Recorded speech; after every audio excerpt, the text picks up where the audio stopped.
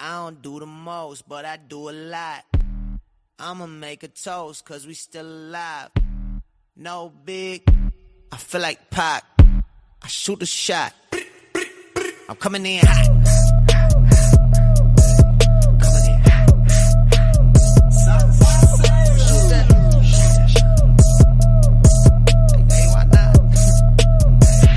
Yeah, coming in hot, just like the fajita. I write what I live, my life in the speaker. I'm nice with the flow, just like the demeanor. I'm feeding my fam, I'm feeding the meter. They got the iron while I got the steamer. I bring the fire, but you never seen her. I testify, I don't need a subpoena. They want my soul, better go to Korea. I love my dog just like I'm Peter. Gotta protect them. I made the call, it was just like I'm reffing. I know we left, yeah, now we back together, but I guess that is better now. Later than never, like, what's happening? I'ma need y'all quit asking when. Me and my wife gon' have some kids. Right now we just practicing. Teacher said quit rapping, man. That gon' hurt my average. I said thank God I ain't average. Yeah, I'm a bright young man. Kill the GPA and the BPM. Look, we on. So say what you say, cause that's A with Lecrae. From the A train to the A, I'm coming in hot. I don't do the most, but I do a lot. I'ma make a toast, cause we still alive. No big, I feel like Pac. Shoot a shot. I'm coming in hot. What's up? We coming in hot. Coming in hot, boy, on a Friday. We coming in hot. What's up, everybody? What's up? Welcome to the Big Hammer Show. I'm your host, Mr. Daytona, along with my buddy, my co-host, Mr. Jimmy Swagger. We got a great show going for y'all today. A lot of updates and a couple great guests. I know you guys are going to enjoy it, man. What's going on, Jimmy? Hey, man, we got a great show. We got a lot of things to talk to these guys and these ladies about, man. We got some superstars up in the house with us, sitting in the background, hanging out, chilling, relaxing. And man, let's talk about the competition, man. Let's Right, you gonna get right into it? Yeah, you gonna get right into it? Yeah, you know how I like to do it. Let's just jump right off in this competition, man. The Northeast corner, man, them guys have been hammering out there. Them guys have been doing their thing, man. You know, they've been putting in some great work. And, man, them guys have been out there. They've been bringing the heat, man. They've been plugging. They've been hitting it. And, I mean, man, it's been awesome. What do you think? Yeah, man, they've been going at it, man. I've been reading the mail. Man, some good stuff coming out of the NEC, man. I can't say enough about them. They throwing down real hard, you know, holding QSOs, keying on each other, doing what they're supposed to do, man. It's a good little competition. For sure. Yeah, you know, the Mobiles, the guys in the Mobiles out there, man, you know, I listen, we're not in this so we can talk about this, but, you know, my heart goes to the Mobiles. I like the guys in the Mobiles. I told them guys in the Mobiles, I said, man, I don't care. I said, if you got to go to your neighbor's house and disconnect his coax and plug it into the back of your box, open them suicide doors up, and I said, man, get busy with it, you know. And, you know, people got different thoughts and they got different theories. But listen, when I came to the Bowl 413, they told me there wasn't no rules on the Super Bowl.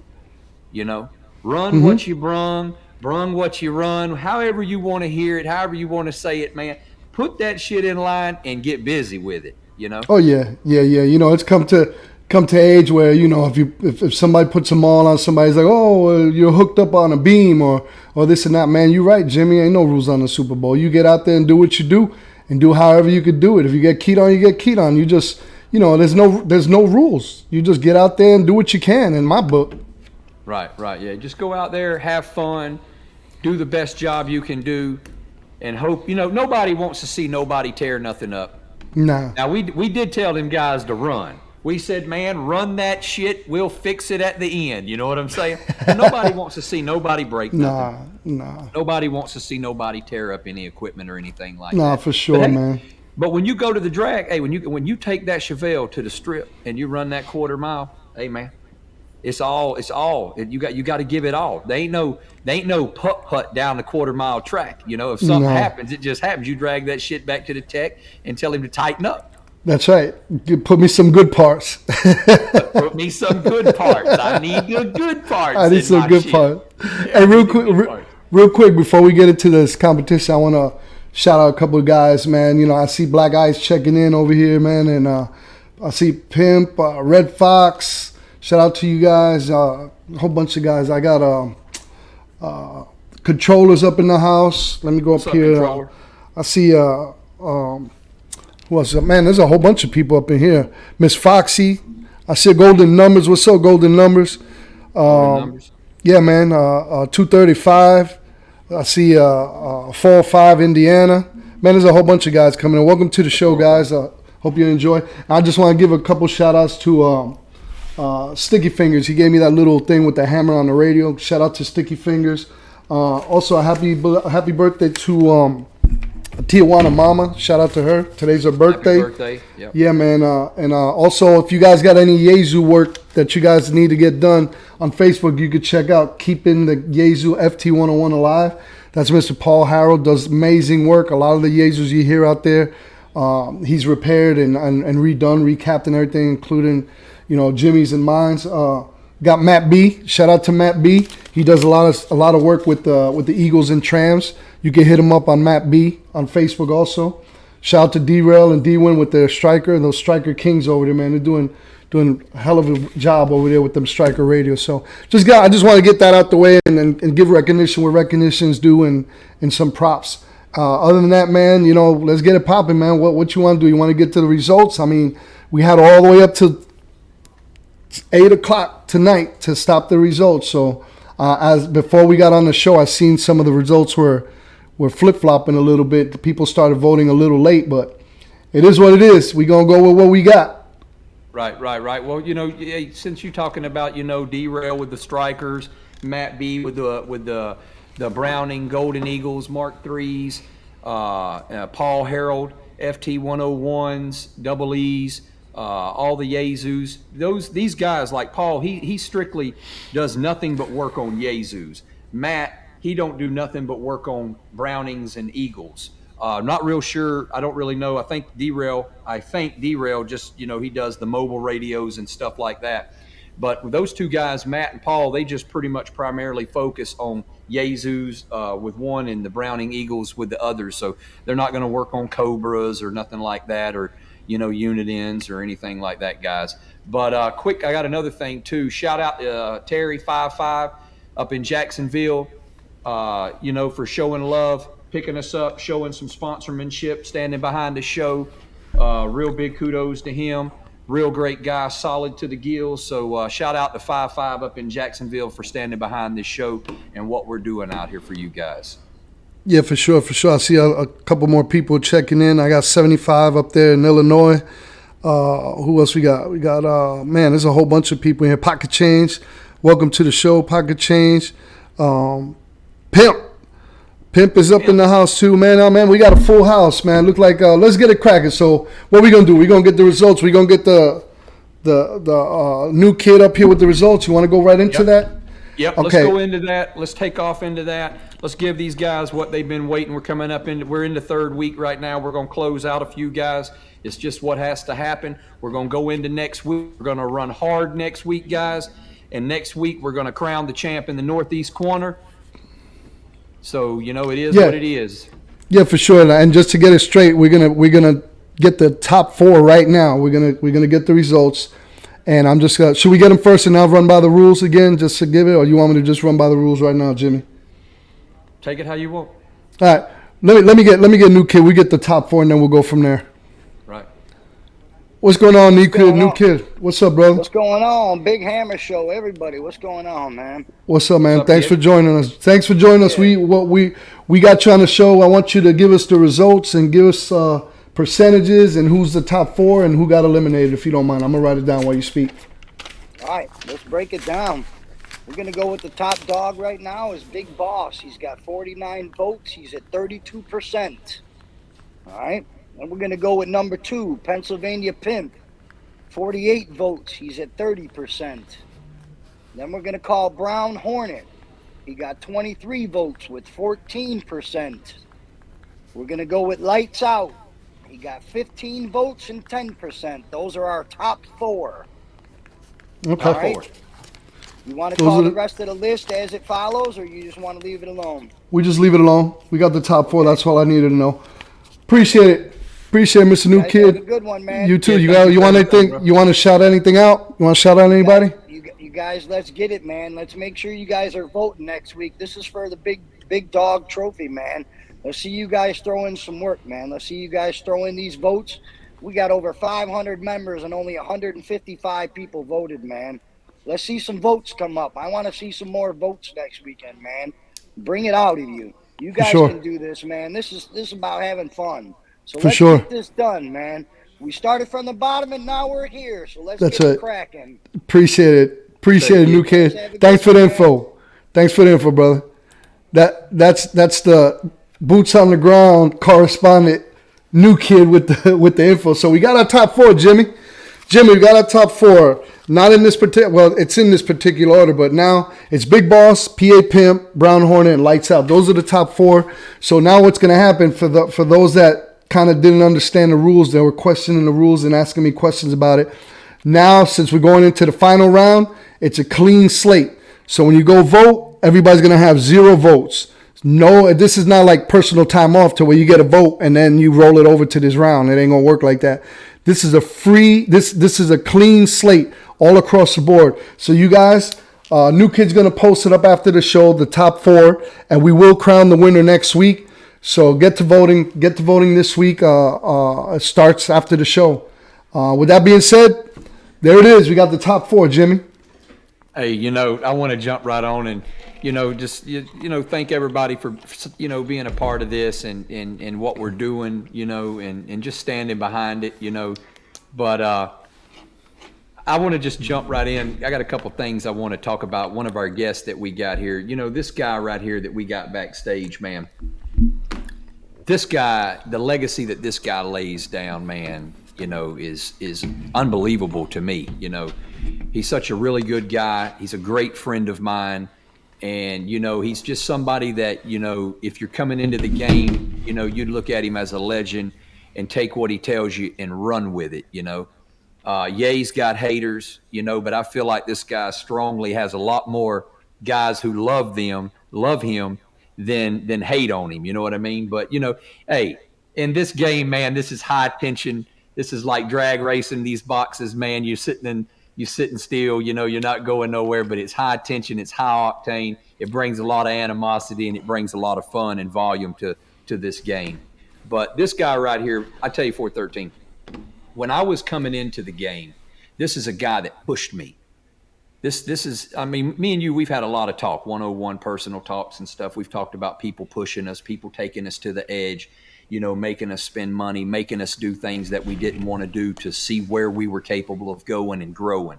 And this guy right here, man, he has truly been one of those guys that I have ran across in my time in this game on the Super Bowl. And he has pushed me and pushed me and pushed me. And I probably would not be the person that I am to this day on this podcast. Forget the broadcast. This is the podcast. But I would not have made it to this point, if you hadn't ran across guys like this, and they stretch you out and develop the inner core of you. I mean, we talk about 20s, we talk about 10s, we talk about 6s and 3s and all these great things, right? But, man, when it comes to the mobiles, this guy didn't let me sleep, man. This guy kept me on the move. This guy kept me at Bank of America. This guy kept me, man, he kept me moving. He kept me working. He kept me out there in the back 40, creating stuff. When you asked me that time when I first ran across you back in like 2010, 2011, you said, man, why did you want to create a beam and put a 48-foot antenna on a mobile trailer and drag it behind a Suburban with a pair of 20s? Well, this is why. The guest that we got back here right now, this is that guy. Oh, yeah, yeah. No. Don't introduce me. I got some stories too, man. Let me get my story in. Yeah. Okay. Yeah. I mean, you hogging it all up. We coming in hot. Man, this dude, listen. The only thing I'm gonna say about him, he's my hero. Truly my hero, bro. When I go out there on the band, I say, man, that's my hero. I ain't lying. This dude, listen. I've got me and him got into many fights, man. One day in particular, Jimmy, I was skull dragging him, bro. And he was like, stay out there. And I stood out there. that was the wrong thing to do, man. He caught them conditions on me, and he wore my ass out. Not only did I know how to learn how to read my radio, it was because of him. That's something that he taught me. And hey, let's give it up, man. This person is from Florida. If you guys could give it up, type in the comments. All I'm gonna say is he put Florida back on the map. Give me them comments, and I'm gonna slap them on here. I'm gonna throw them on here real quick. If y'all know who it is, it's a man that put Florida back on the map. Let me see the comment. Let me see. Here we go. Man, bring that superstar on out. There he is. There he goes. Mr. 12 Gauge. Oh, DX Blanket got it. DX Blanket got it. What's up, brother? What's going on, man? I'm good. Everything's good. How about yourself? Oh, man. Bless, man. Just excited to have you on. I don't know if you heard us backstage talking about you, man, but much respect and appreciate you coming on the show. I appreciate it, man. Y'all give me too much credit. I just go out there and do what I do. Shit, hey, 12, what's going on? He trying to be humble, Jimmy. It's the wrong place to be humble. Hey, but you know the thing about this show right here, you know, it separates the man. It brings the man out behind from the microphone. It gives the viewers a different route that they can see and learn and know the individual, you know, that sits behind the microphone. So, you know, 12 Gauge, glad to have you on the show, bro. Appreciate you taking the time. It's your anniversary with your special wife today. So happy anniversary to y'all. Yeah, and glad to be here. Yeah, and belated birthday. I know you had a birthday last week. Yeah, last week. Yep, the birthday. So, yeah, man. Yeah, man. Good to have you on, man. So talk a little bit about yourself, man. I know you've been in the game a long time. Since I moved to Florida back in '97, you have been established. How did you get involved in CB Radio? What attracted you to CB Radio, and how did you get? Let's dig deep and see, you know, how you got involved and what steps you took to become the operator you are today. Oh, well, like right now I'm 62. So I said, whoa, I'm one of the old heads. I was a youngster. I was about 13, 14. And my next door neighbor, his dad bought him a ground plane and a radio. So I went over there and he had it on, and back then we was just barefooted. So we was just playing with it, and we went up some sideband channel and keyed up and asked the guy where he was. The guy was coming out of Michigan. I said, wow, that sparked my interest. So I went home, told my mom, I need a CB radio and antenna. So we went and got one, and I had trouble. I didn't know trouble from Palm Beaches. I didn't know much about putting that stuff up. So he came and put up the antenna, and then we was out. Everything was good. But way back then, about 13, 14, the big boys hung out on the bowl. So we was on 14. So anytime we went to 14, he up first thing there said, get your ass off this channel. Get back to your own channel, weenie. Yeah, they ran us off there, and me. Like, they couldn't see me, but as soon as they say that, man, I turned that channel like they was looking at me. So a couple of years, about a year later, I said, no, I want to talk with them guys. So Trouble had a 200 Mako, so I had my mom to buy me that. And he had a PDL too, so I got that. So I was good, and then I could go up there, but I still couldn't talk with them guys. So I just went on 6 one time, and later, maybe a couple months later, and I said, has anybody got a linear for sale? And one guy said, yeah, I got a 750 Mako. I said, oh yeah, that's what I'm looking for. So I went and talked my mom into getting me that. I went and got that.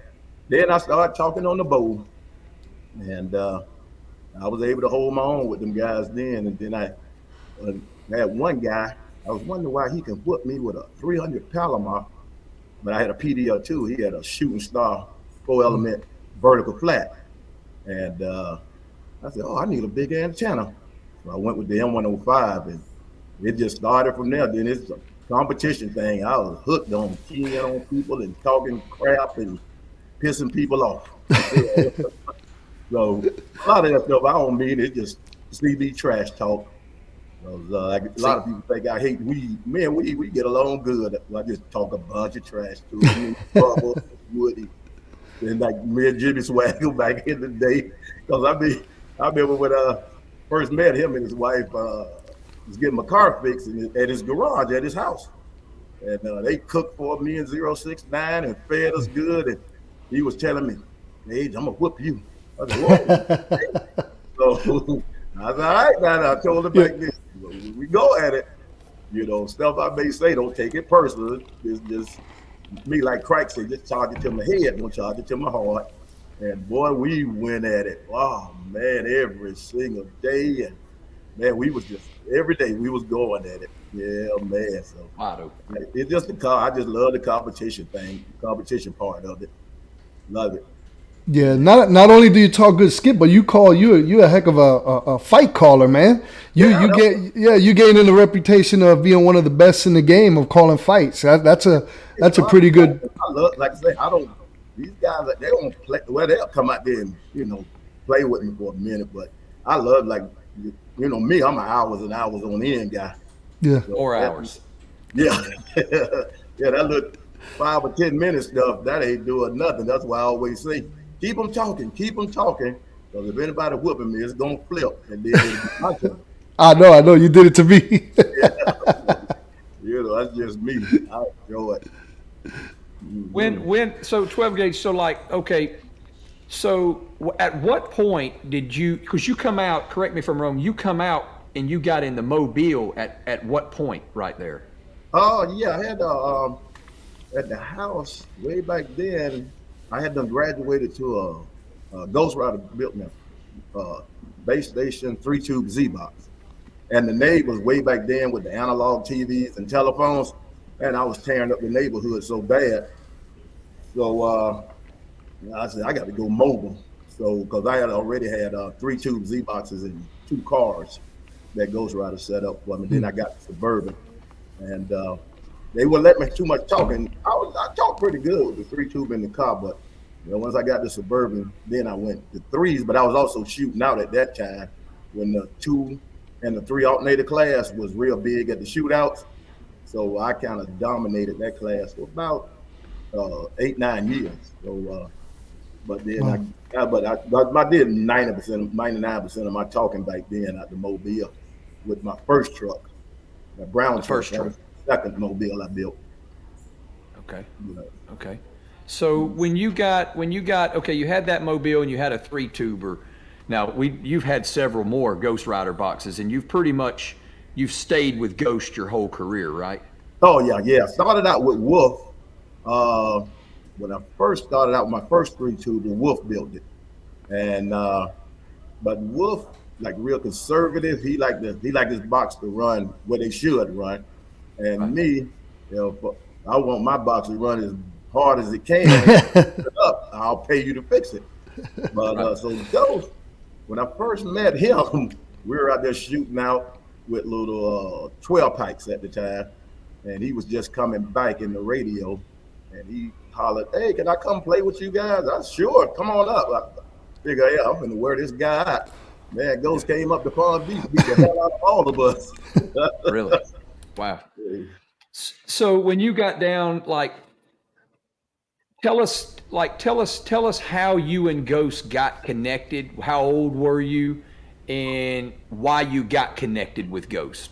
I was probably about, when I met Ghost, I probably was 25, 26, somewhere up in that time frame. And like I say, when he came to Palm Beach and he beat the brakes, because we used to go to the ballpark and all of us would shoot out every Friday night. And he came up here and he wore everybody out. And I said, God damn, this guy had a 12 pipe. But we were all in cars. He had a van with an antenna mounted on the back. And man, I said, damn, that's the thing. And this so happened, we just clicked. And I got his phone number, he got mine, and we called. And plus, he was doing stereos and car alarms and stuff back then. He wasn't billing amps yet. So I went to his house, and he had a Grand Prix with big old sound system. And I wanted that car, so he sold it to me. And we were like best friends after that. And, plus he saved my life, because I used to shoot out. And I was getting ready to go to a break, and we were down there getting me set up. I forgot to hook up the high voltage wire. So we keying, don't see no watts.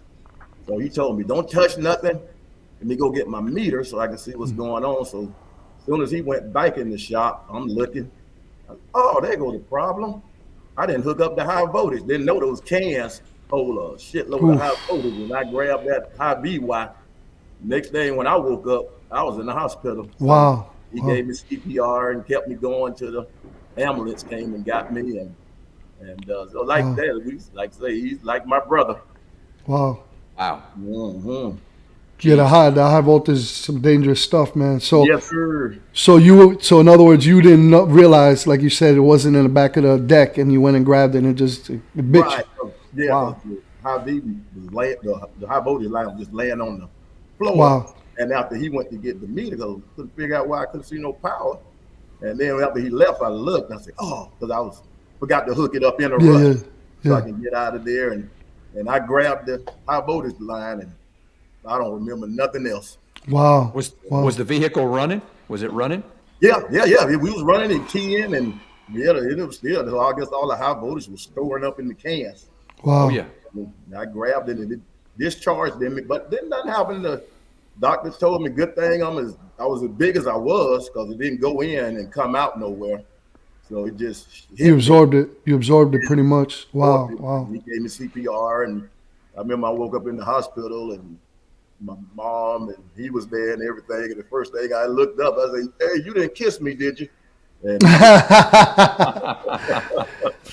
I don't think it would have mattered at that point. no, I mean, I just- hey, Shit, if I'm out like that, yeah, hey, if a little tongue slipper there, as long as you keep me alive, bro. oh yeah, Wow, good to hear that he was able to save you, man. I mean, because a lot of us, we work on our stuff by ourselves, and to be laying there and not have anybody find you, man, that would have been devastating. But thank God he was around and was able to revive you and take you to the hospital, man. That's insane. It gives you a newfound respect of high voltage. A lot of guys, they get careless. It's not that we get careless. We get a little antsy. We want to hurry up and key. We want to. Let me just stick my hand in there, man. Listen, for those guys that are listening, I got the AC, I run AC and stuff. Just take your time, man. Make sure everything is bled out, breakers are off, cans are discharged, man. Because there's a good testimony from 12 gauge, man. It takes a second to slip up. yes sir. Because that's why Mr. Golden Arm left here. Yep. Playing with that stuff. Christmas Eve and Yep. touched that high voltage. And they called me Christmas morning. Told me Golden Arms was dead. I said, Yeah. whoa. And Yeah. we were, real close. yeah. But let's touch about the legend Golden Arms. Where did you cross paths to meet him at? Well, like he stayed about 12 blocks south of me at the time. So that's what made me get in CB because I can always hear his bleed over on 14. And I used to just go down there and listen. And he was like the king, and I said, "Man, I want to be like that guy when I get up and get up in age and get up because he get out there and talk, hold that hammer down, and you talk about somebody funny and stuff that come out of his mouth would have him crying. But he was a great guy, great CBer, and I learned a lot from him. Now that's somebody that you looked up to a lot, though, right? Yeah, him and Brimstone back in the day. And, yeah, we had Randall Scott here and a lot of guys. I mean, like I say, I was youngster coming up, with them guys, but I looked up to a lot of them. And I said, that's how I want to be on the radio. And I became a junkie. Mm-hmm. You know how like okay, I've heard you out there on the radio before, and I've heard you say a few sayings, and if you strike me to where I kind of feel I look up to you more or less, there's a piece that I gain from you. Is there a piece that you might have gained from the legend Golden Arms? Well, one thing because he, like I say, when I was coming up, he would tell me, Gage, you're not going to be able to talk to everything you hear. He say you're going to get keyed on. So if somebody whip you, don't worry about it. You just keep talking and you go out the next day. Don't take this stuff serious. Don't get serious and get your feelings all in it. And I think that's the biggest thing I learned from him. That's why I just have fun. Like yesterday, I was out there talking trouble. McCag, his big box is down. Hell, I thought he was on his big box. Man, I threw everything I had at him. he whooped me with a pair of 800s. So I just Jeez. laughed. Sent in the water. The guy sent me the tape. I sent it to him this morning. He called me, Gabe, you was playing with me, wasn't you? I was in trouble. I had everything in the kitchen sink at you. Yeah. He said, man, I just had 2 800. He said, oh, okay. So I don't lie about it. If I get whipped, hell, I get whipped. I'll just catch you tomorrow. Right. Now you ran now Vinny, you ran these, but I know 12s. Like, okay, so when I got in the game, I heard a lot about you running 3 500Zs. So I'm reading the mail on you, and you used to whoop these boys' asses and tell them that you whooping them with 3 pieces of glass. Now, can you please explain that? Oh, yeah. Somebody I was talking to years ago, because that's when I started on 500Zs in the Mobile. And I was talking to anything I say, I pretty much get from somebody else. Like this guy said, he said, man, boy, you whooping their ass with that glass. And boy, that just stuck with me. Yeah, man. So when that's where that come from. When you got the Mobile, you know, me and you, we used to beef real hard with the Mobiles. When you Right. got that Mobile and you would take that Mobile to that, you called it park. The part, right?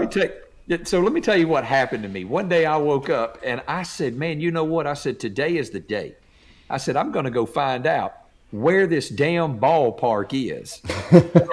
and I got it, 413, I got in my damn car. I got my wife in the car. You were searching. And we went on a mission to find this damn ballpark because I thought it was like a ballpark, you know, like where he's the palm trees, you know, over on the intercoastal somewhere. Man, I seen this ballpark, and I think I had called trouble and got your number, Gage, and I called you. I said, man, you've been lying to me. I said, you ain't in no damn ballpark. I said, you're sitting 100 damn feet up in the damn air. Yeah. Hey, but That's a park now. It is a park. Yeah, it is it a park. used to be way back in the day. That was our garbage dump.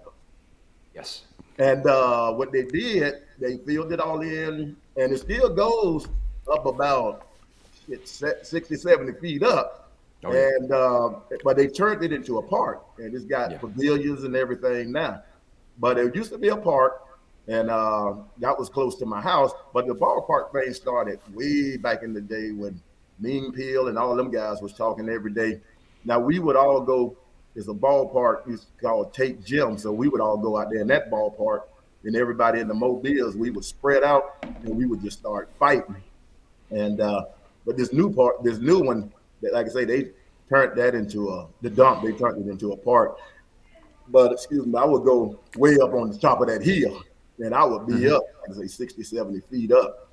Yeah, but it was a park. And then Oh, no, It just wasn't the park you thought it was, Jimmy. That's what. But you know what I mean. You know, okay. So my main motto is in Pow Talking on this cast, right? Is keep it radio. You know, so you know, guys used to tell me, "Oh, Gage is strapped up. Gage is strapped up." No, he wasn't, bro. Because I called Gage. One thing that I respect Gage for a lot out of a lot of other people. I used to call Gage. I called Gage. I say, "Hey, Gage, I want to fight with you today." Okay, what you got? I said, I'm going to put my truck on a trailer, and I'm going to trailer my truck all the way over 30, 35 miles over to the coast. And I said, I'm going to sit in the spot by the water down there. Okay. All right. Well, let me know. Gage swung through. Gage made sure I was there. Gage went down the road. Gage put his two fighting sticks on, 2 half waves or 2 coils, whatever. Okay. They know rules. And because I had my half waves on, I think I remember. Yeah. And me and Gage fought. We sat right there and fought. And Gage got the better part of me. And I used to call Gage. I say, man, I can't do nothing with you. I can't do nothing with you. And, man, when I thought for sure I was going to beat his ass when I went to that damn big-ass antenna. And he laughed. You remember when I built that antenna? Yeah, I've never, I've had 2 Mobiles and my 2 Suburbans. And one thing I swear for God on everything I look, I've never plugged them to a beam. Yep. I never had to plug them into a beam. I do it go as long as they hold up. I'll make them talk. And but now I never plugged them to a beam. I found this other spot that once we moved south where I'm at now, that water spot, and on that intercoastal. Oh man, that thing was just treacherous there. The water dangerous. That's what I would go. I was only like 5 minutes away from the house now. Yeah, it But is. it's It all is. like I say. I tell everybody, if a mobile is plugged up into a beam, so what? We're all on beams. That's Who right. cares? They just and they're mobile, so it makes no difference. I don't care one way or another because I got guys 30 Bishop 31, what his name over there in Tampa, Big O and Stick and Move. Man, them guys got 50, 60,000 watt mobiles. I don't have Yeah. no on them. Right. Right. It is what it is. I know. I remember when you used to go to the breaks, like the little coffee breaks over there in Tampa. Right. And I'd be over here on the East Coast, and I could hear him calling your name. I said, man, I'm going to put that hammer on 12 gauge. All of a sudden, I heard your backscat. I said, man, he over there in Tampa Bay, so I ain't even going to fool with him now. Anywhere I go, like if I want to go somewhere, first thing back in the day, I had the Garmin GPS. I would pan out on that thing and look for a water spot. Then I'd go to it. I went to Atlanta, Georgia, and I was up there and I was out there talking. I went up to visit my son. I was up there about 2-3 days. Found me a spot. Boom! I'm out there talking. And man, I get off the key to me. I say, "Boy, all power." You say 12 gauge is not coming to Georgia doing that crap he do in Florida. He whipped me like a wet mouth mule. Yeah. Hey, but I tell you one thing. Something just come to my mind. I was in Tampa, and we were pretty early in our knowing each other. And I was in Tampa, and you drove. In fact, I was behind you. Okay. And I had a mobile radio, and I was probably, I don't know, 5-6 miles behind you. You talked all the way from your house, all the way up 95, cross Highway 60, all the way into Tampa. I mean, you talked, Skip. You had one antenna on that truck, Yes, sir. and you talked the whole way. And then you went over there and whooped them boys' ass. Yeah. Okay? You whooped their ass and got back in your truck and talked Skip the whole way home. Yes, sir. You remember that? Yeah. Oh, yeah. Anytime I went somewhere, I talked about because we ran the 2 antennas, but those had my antenna set up where I could take off the hot one, the one in the front, and bring the one from the bike up front, and then I'll be in one antenna. And I mean, when I used to shoot out back then, we was driving to all the breaks, and I went to probably 8-9 breaks a year because I had to like defend my 2 and 3 alternator title. So man, I would talk all the way there, get there, shoot out, then talk all the way back. Because I mean, and we used to go to Arkansas, Memphis twice a year, Lady 64 up in Virginia. Then I would talk all the way and all the way back from them breaks. I loved it. Right. And you ran one DC, if I'm not mistaken, and 2 ACs, right? Oh, on the second truck. Yeah, I ran On the they second was truck. all 320s. Yeah, two 320 ACs and a 320 AC with the 300 amp. I guess the stud rectifier. Yeah. Goes to DC. Yeah, because when Ghost first did it, because I talked so long and the rectifier board that he was building me would get so hot that I would melt them up. So he bought these big 300 amp stud rectifiers, these big things, and he would put 3 of them on it together. So the AC alternator turned it into DC, and I didn't have that problem no more. But the first truck, I had 5 alternators on it, 2 DCs and 3 ACs. Hey, 413, when I seen his box, he come over to the house and he said, it was 2217. He said, hey man, come back here. I'm gonna show you something. Took me back there to the back and he opened the suicide doors up. I had never seen a box that looked so pretty, man. And I seen these blowers on top, and I said, man, what's going on with these blowers right here? And he's like, I talk real long, I drag them boys out there, And he said, you got to have gauge box built like this right here. He said, you got to have these blowers right here where you get this air in and you get this hot air out. And I mean, hey, kudos to Ghost, man. Ghost does beautiful work. And I mean, he has always did you a phenomenal job. But he had that truck. I mean, that truck was eye candy. Yeah. It was your first one like that, or was just the second one? Oh, the first one was the same way, because with the first one back in the day with the Singer 3000, he was mounting just one blower on the bike. And then guys didn't have problems with them, but I did, because like I say, I talked so much that I was heating them up in the doorknobs. The heat was separating them. So I kept asking him, well, what's this problem? And he said, it's heat. We gotta get this heat out of there. So I said, well, how about putting a blower on top, one over each fan, and This is on a cabinet, put a blower up underneath, blowing in. And he did that, and that solved the problem. Solve the problem. Mm-hmm. That seems to be the issue with failure is the heat and the components. Right. And the way you talk, woo, them suckers! I know them suckers was getting hot. Yeah. It was heating up. That's like my base station now. That's the mobile piece that I had in the Mobile, and the second, it's on the base now.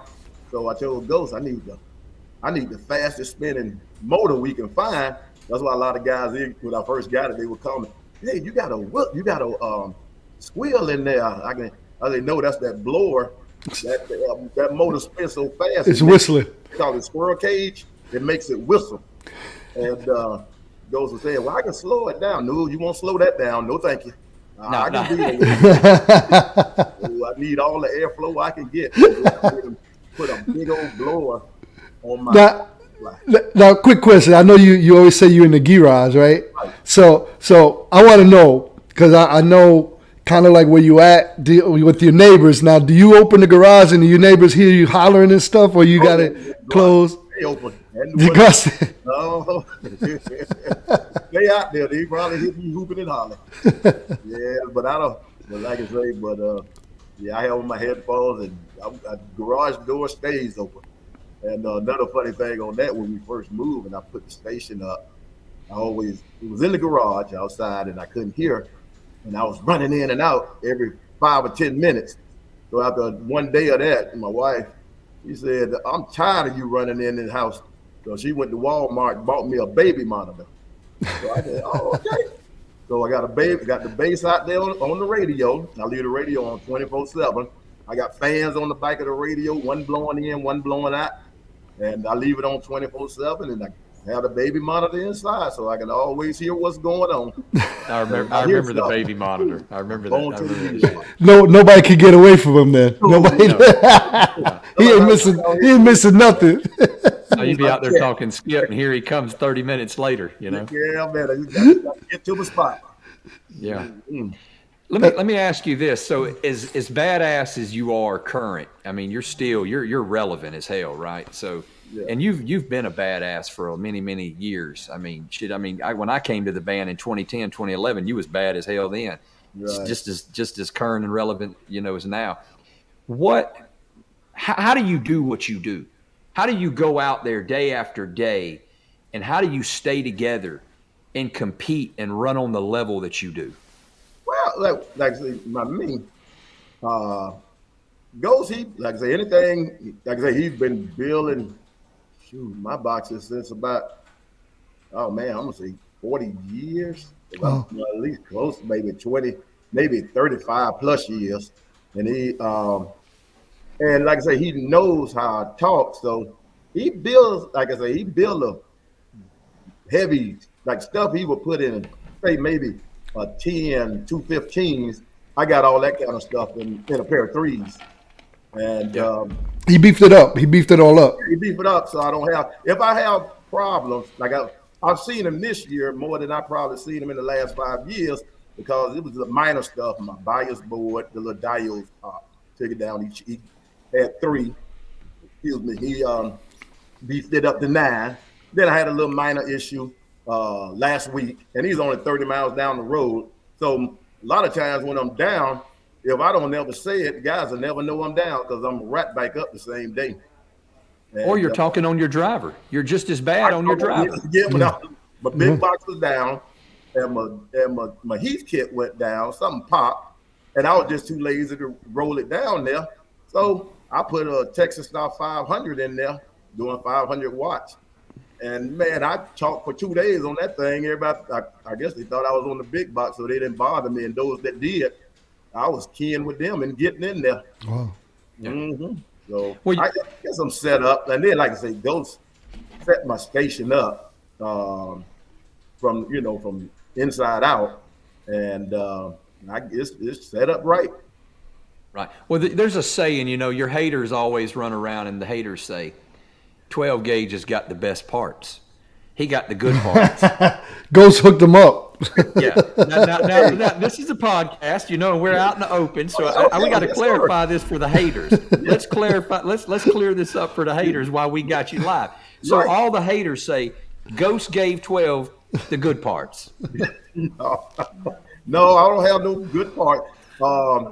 Back in the day, heck, when I was running a 3-tuber, when I first met David T. Walker in Tampa, he would always say, "Oh, you got a southern box, and everything else goes Bill is a northern box. So the northern box run like the southern boxes." I say, "No, your box, because his box would never do no more than about 3,000 watts, 3-tube Z box." I said, "There's nothing wrong with your box. It's your setup."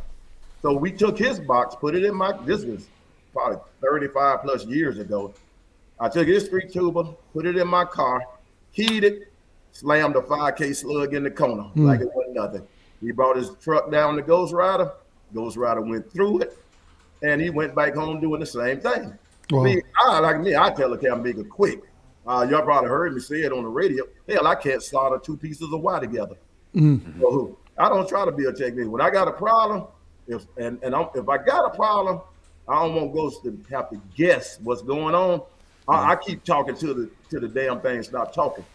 And once it stops, then he can go in there, find the problem, fix it, beef it up, and then I'm back up and I'm ready to go. Do you like, I had a habit at one time, like I would just keep talking until it just went completely off. And the bird, do you do that, or do you just get off of it before it tears completely up? Oh, no. Anytime I take it to him, it ain't working. Yeah. He kill it dead. He said, you know what? Yeah, like about 3, 4 weeks ago, about a month ago, I was out there and I kept hearing this kick it. What the hell? Kick it. But still was working. I said, well, shit, I'm gonna talk to it. Tell it. Then all of a sudden, kick it stopped. Okay, so I called him. Something happening. He said, well, take off the top, see what's going in. See, look in the top, see if you see anything. I took off the top. You know, the 3000 have the little caps on the top. So, hell, I blew the cap off one of the top of the 3-tubers. I'm gonna say the 3000s. I blew the cap off, so I told him, I said, I think I'm gonna need another tube. I thought the tube was bad. He said, no, I've seen that happen on big tubes. That's why most technicians now put the band around the whole tube. Yeah. So he said, I think I'm gonna have to do that with yours. I said, okay. So he banned my 3000s, and then I came home and said, yeah, I got small tubes with big box attitude. Yeah, there you go. There you go. Go around the whole tube, and it went back to working. But I talk on it until it stopped working. Getting back to the 3-tubers, back in the day, 2001, 2002, I did have a Ghost Rider 3-tuber, and it had the little, they called the little boost box. Yeah, remember in the Mobile that you could bring up the high voltage, the regulator. It's like a high voltage regulator that goes to your field on the alternator, and that sucker was bad. That sucker was bad, man. That was a badass little 3-tuber.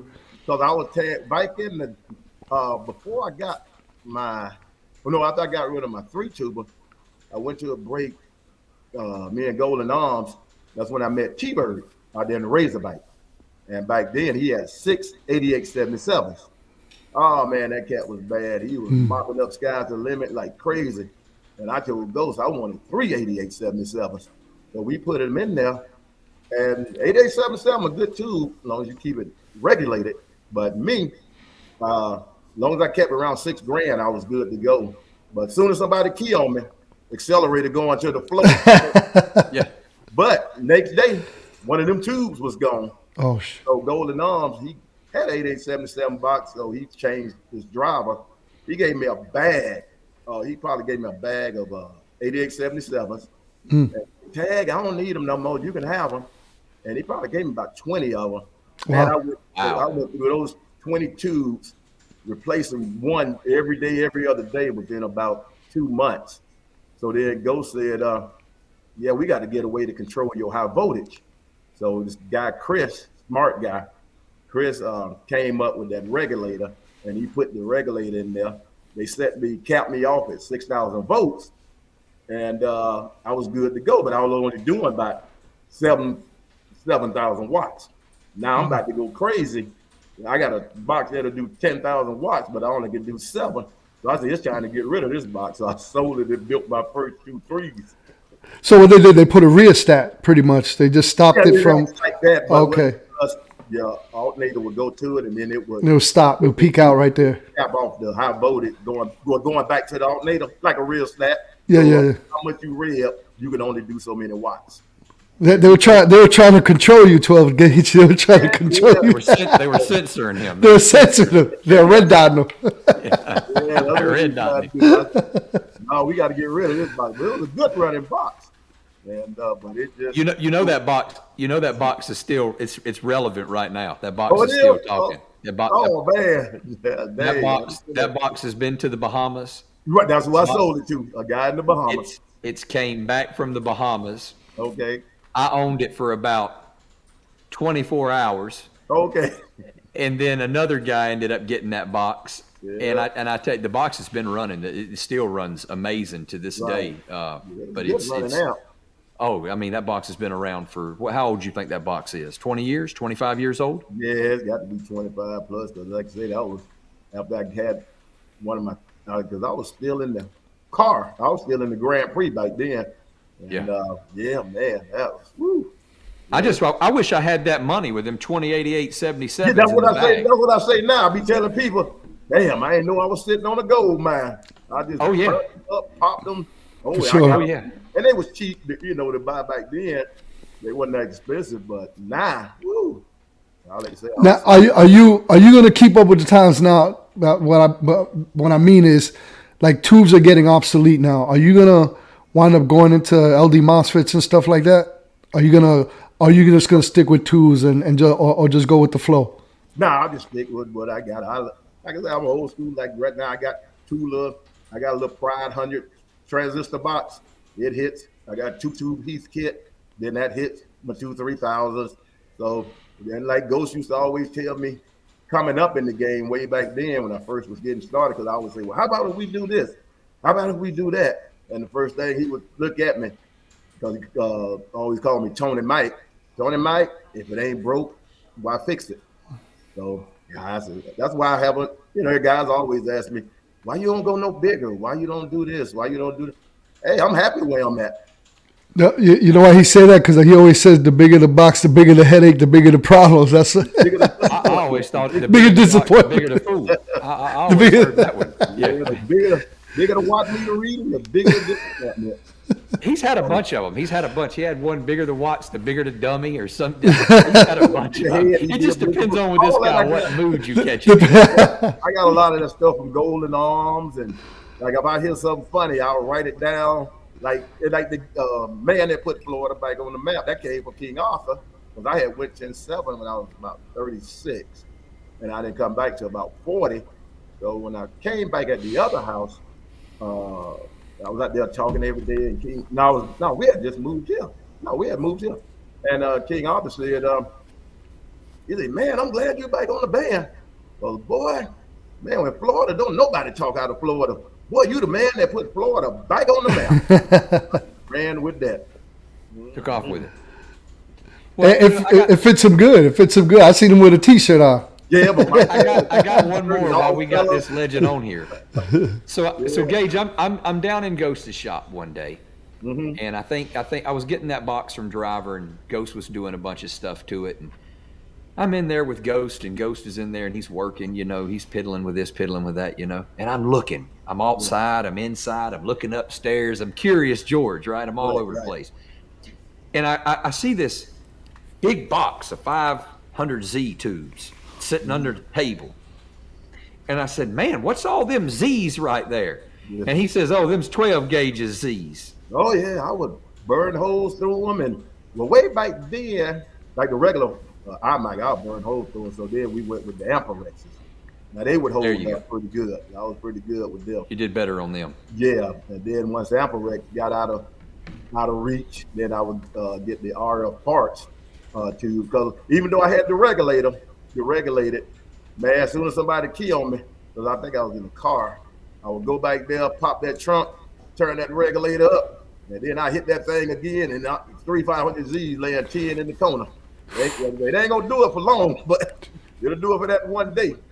And because I didn't care, like I said, that stuff wasn't that expensive like it is now. But now, No.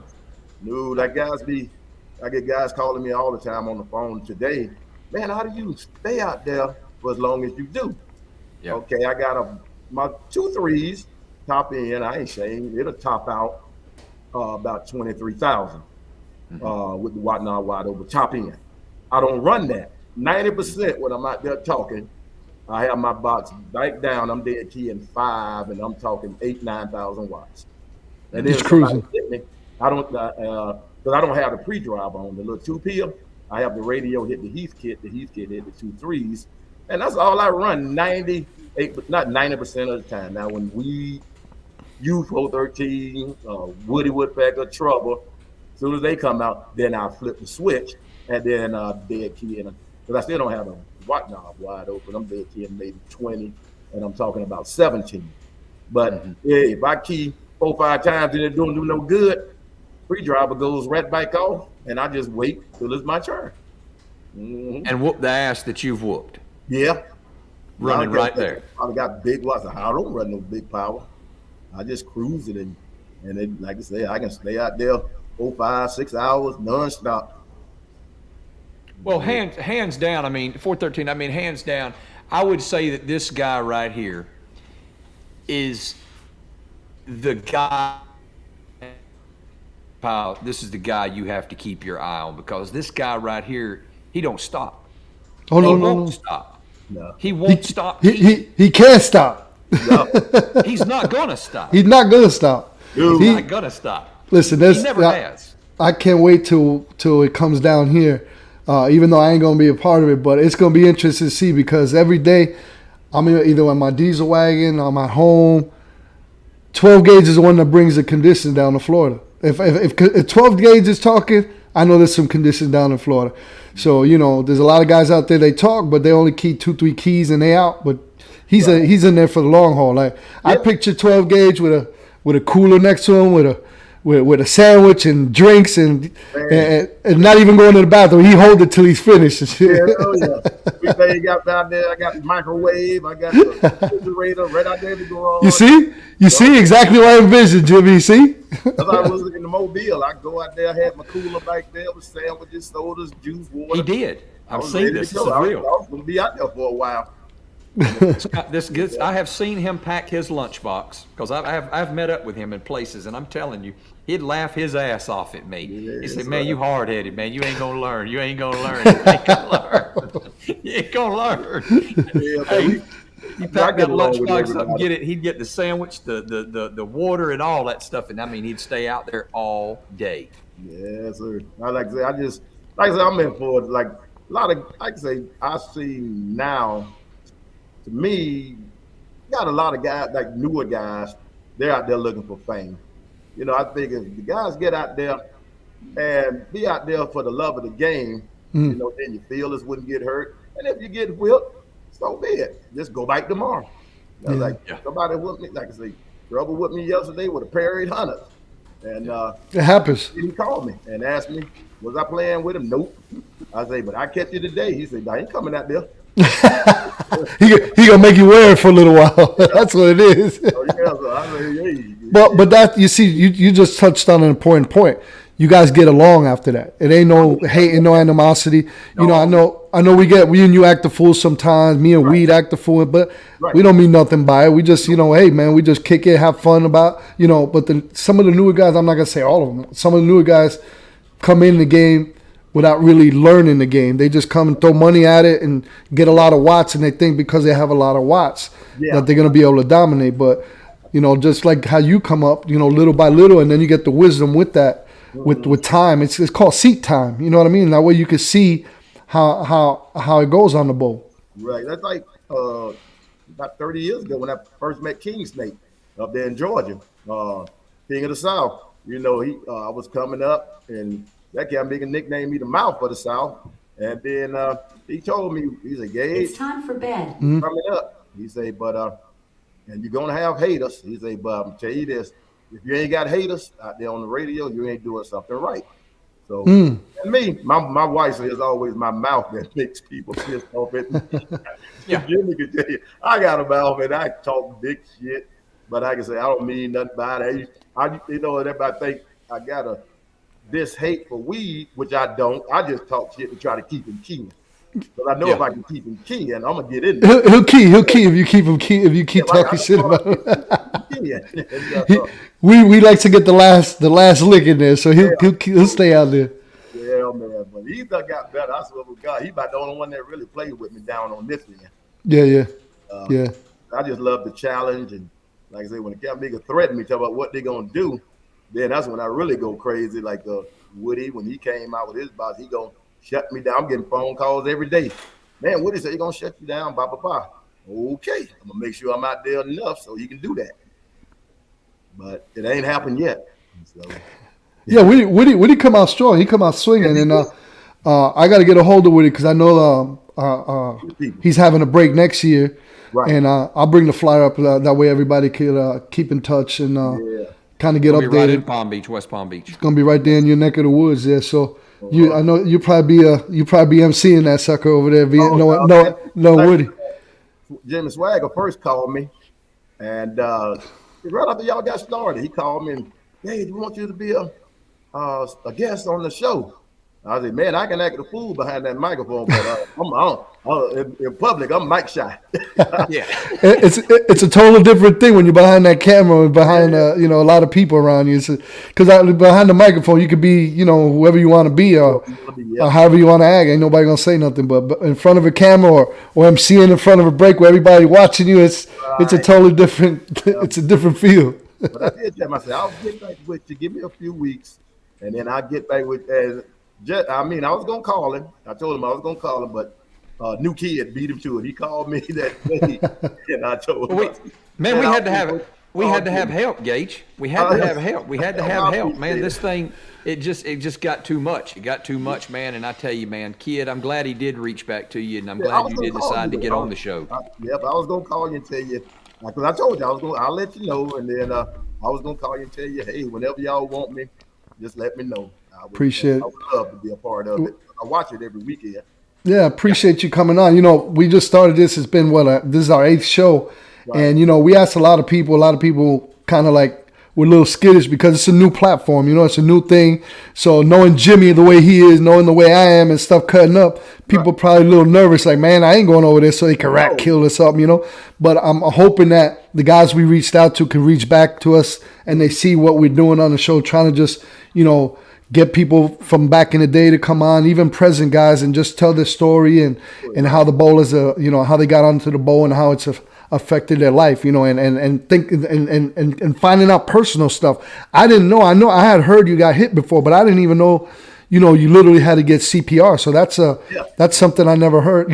I haven't heard before, which is insane. And talking like President Obama and the stuff he'd been through and so on and so forth. It's good to see what people go through and how the hobby helps them in their daily life. You know what I'm saying?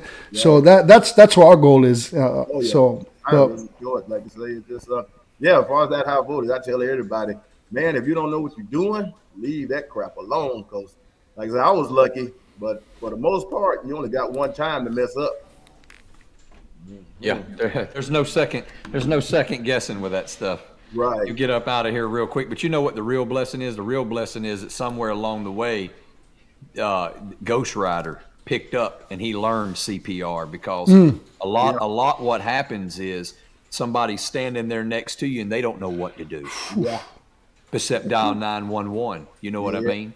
So there's a lot of time that's lost right there. But thank God for Ghost that he knew. And he had the knowledge to bring you back, with the Lord. I mean, it's. How old are you? You said you had a birthday, and you're what, 61, 62? Yeah. 62. And when did that happen to you? Last Friday. No. When you got hit with the high V? Oh, when I got hit. You got hit with high V. You see, my son, 33, probably about 30 years ago. But my son was about 3 years old. Like he was down to the shop with me. Wow. So that was about 30. Maybe 30, 31 years ago. Yeah. Wow, it's knowledge, and see you being somebody will hear that because I made mention last week that by me coming into Prime's room and hearing the stuff that they preach in there about high voltage, and if you don't know, stay out of stuff, stop trying to be the tech, stop trying to be the man, and you know, I mean, it all kind of flows together. So somebody in this cast will get a true blessing out of what you said and Absolutely. what you spoke on. Oh yeah. And Oh, some knowledge. And some knowledge for will. sure. Somebody asked a question. I don't know if you can see the comments there. It said, "How did you get your handle? How did you get your handle 12 gauge?" When I well, back in the day, I was out there fighting with somebody, and I've always believed in having screaming loud audio more than anything. And this guy, because back then I was calling myself Mr. Babysitter, and this guy came. This guy, we was talking skill. We were fighting, and I was on 6 fighting them, the bigger guys. And that guy keyed up. He said, "Man, you are so loud. You sound like a 12 gauge going on." And that clicked, and I changed my name from Babysitter to 12 gauge. And You think it could have been? You think it could have been that Galaxy 44, the V? Oh no, that was way before then. That's when I was on that 750 Mako at the house with a M105. And that was probably 40 years ago. About 30, 45 years ago. Wow. You remember I used to call you and say, "Hey man, I want to have audio as loud as you." You said, "Man, Right. you got to get a V. You got to get a Galaxy 44." 44. And then I'd go get a 44V, and I still couldn't sound as loud as him. You know, I probably got 12 Galaxy 44Vs in the lake over there in Canal Point somewhere. You're like, "Well, I don't sound like 12 gauge." Well, he got the voice. Yeah, he got the voice though, man. Yeah. I can hear him. Me and him talking backscatter, 300 miles away. We talk. That's how loud he is up there, man. He's super loud.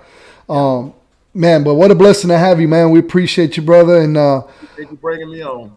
man, that's the man that put Florida back on the map, man. And man, honor and a pleasure. Appreciate it. Man, an hour and 10 minutes already went by that quick. I mean, I could stay with 12 gauge and talk all night long, but you know, unfortunately, we gotta pay the bills. Oh yeah. I got one more thing for Gage. Go ahead. Out of all the animosity, well, I got two things, and it's part of what we do. Out of all the animosity, the bitching, the griping, the grumbling, the young versus the old, the middle, out of all of what's going on, where do you see the bowl going in the next 5 years? I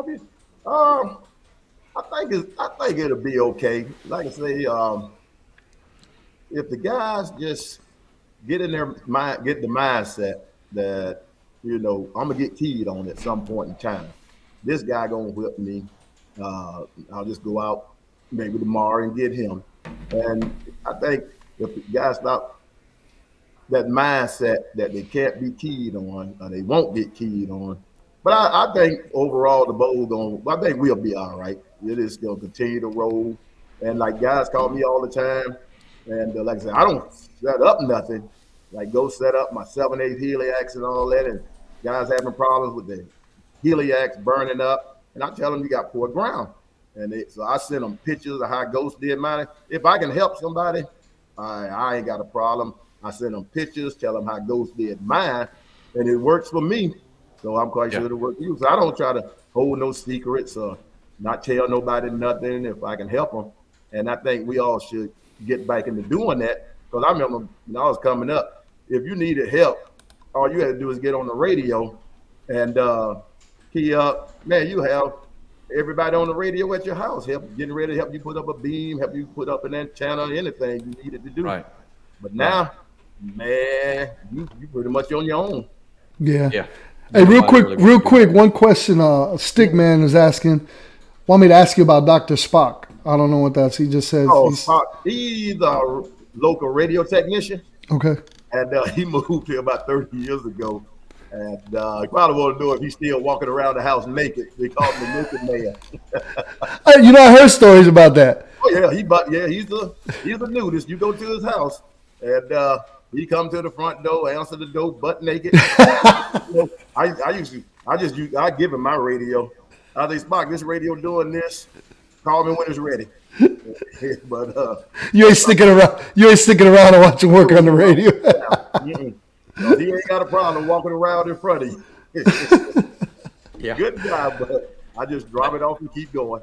That's some good stuff, man. I got a bunch of stories I could elaborate. Spot and solder dripping and all that, but we'll get into that today. Oh, yeah, he's soldering and then that solder splat. Hey, I'm gonna make it real quick. I was sitting there one time, man, and he went to twitching. This is no line. He looked over at me and he said, "Man, I got that audio dead on 100% modulation." And I put in my head right there, I said, "Man," I said, "every radio I take to this man from here on out, if I don't see it twitching, I know I ain't got 100% modulation." And I ain't talking about that twitching. I'm talking about other shit twitching. Gage knows what I'm talking about. Yes, sir. Listen, you know, the thing is, on this show, what we're doing is this is a platform for you to come on. This is a platform to tell your story. This is a platform to viewers can see the man behind the microphone. And in 20 years, you don't have to leave it up to a mud duck to tell who you were and what you were. This is a platform for you to sit back and tell your own side of things of what you believe and what you've seen and what you've accomplished in your way, in your eyes. So I'm going to ask you this. If we was to leave here tomorrow, what would you want to be remembered as, and what do you want people to remember you and know you of? Yeah, I'm just simple. Just that was a man that loved the hobby, enjoyed the hobby, and did everything to keep the hobby going. And that's probably about it. Yes, sir. Love the hobby. Yeah, I just love Gage, the hobby. I tell you, man, it's a true good friend of mine. I mean, I'm glad you come on the show. Glad you kicked it with us. Glad you come on here and told your side of things. It really is. It's a pleasure to have you, man. I'm sure the viewers enjoyed you. And now they get to see who the main man on the sand pile really is. That's right. Gage. I appreciate it. I thank you. And thank everybody for listening to me. And say that saying before you jump out of here. I want to hear. I don't want to hear the clean version. I want to hear the rated R version. Is it a bigger the box, the dumber the? How does it go? The bigger the dummy. Which one is it? Oh, the bigger the watt meter, the bigger the damn disappointment. Damn disappointment. 12 Gage. Hey man, tell Miss Meg, tell B Meg that happy anniversary again. Yes. Thank you. And Yeah. enjoy y'all's evening. Yeah, appreciate you taking the time, brother. God bless, man. You too. All right. Be in touch. All right, Gage. Man, another one in the books, Jimmy. Another legend in the books, man. Hey, y'all don't go nowhere. We still got a good one coming up too, man. But Jimmy, man, what an honor and a pleasure, man.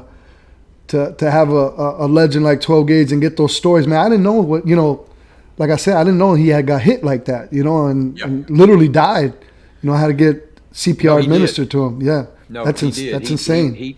He did. He had no pulse. He had zero pulse until he was revived. Ghost Rider, to my understanding, to the T, Ghost Rider saved his life. Brought him back.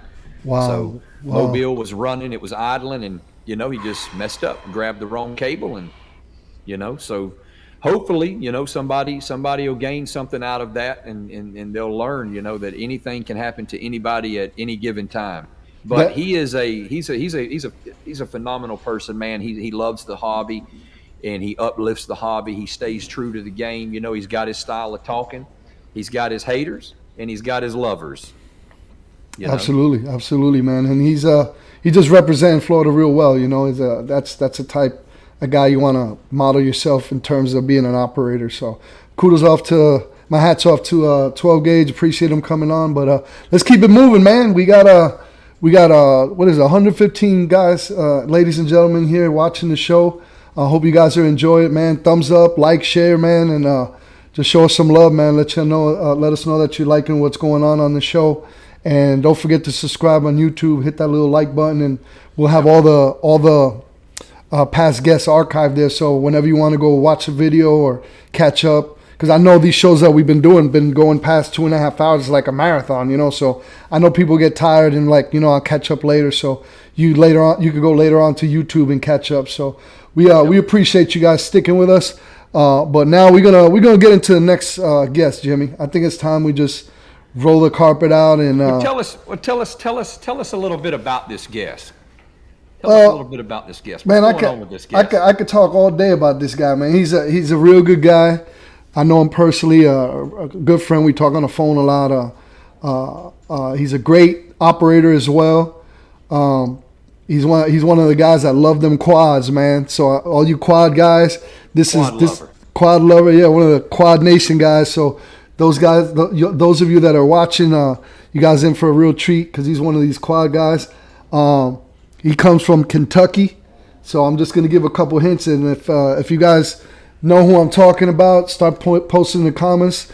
If you're having any idea, he's from Kentucky, from the Louisville area, and he runs a quad. I know Stickman. Stickman's probably on it. If he's in here, he know. Let me see. He already called it. Without further ado, I give you Master P with his P-Funk quad. What's going on, P? There he is. Fellas, how y'all doing, man? Hey, good. I try to stretch the intro a little bit, but they was up on that. As soon as I said the quad in Louisville, they already know who it was, man. Right. Welcome to. Good evening to you, man. Story, man, real quick, man. With 12 gauge on, man, the very first break I went to, and I believe it was about 2008. You know, I'm a youngster with this CB, right? And talked to him a couple times on the radio, 12 gauge, and he was the very first person I met at that Camp Lejeune break. Wow. And that dude, it hasn't changed not one bit from that day to now. So he's 10-8, man. 10-8. That's all. Yeah, there's nothing we could say about it. We ain't arguing with you, man. We ain't arguing with you. That dude is as 10 as it could come. And like I said, I call him my hero. When you hear me out there on the band, I mean, they go my hero, and I truly mean that. But yeah, man, I appreciate you taking the time to join us, man. It's an honor and a pleasure as well. You know what I'm saying? And just to have Mr. P-Funk himself on the Big Hammer Show, man. I'm a little hammer, not a big hammer, but I'm honored, you know, like I told Swaggart, I was honored that y'all even thought about me, man, no doubt. Oh, for sure, bro. It's a blessing to have you up in here with us. I mean, the way you sound when you come down here to the sand pile, man, you know, talking on them quads. And I got so many questions about the style of antenna you run and what you got going on. But, you know, first, I know you have a personal relationship with 413. So what I want to do is I want to dig right in for the viewers' point of the view and my point of view to learn. I want to know who is Master P behind the microphone and how you got started in this game, then bring us up to where you are relevant right now, current on the bowl. Well, I guess I can blame my wife about getting on the radio because I was on I used to love to drag on my bike and stuff, and she kind of convinced me to get out of bike racing because we had a little one coming, and she said, "You're gonna grow up to see this boy grow." And so I got rid of all my drag bikes and all that, and then just all of a sudden I had to do something and have a hobby, and started on the radio. I got a ground plane. That's how it first started.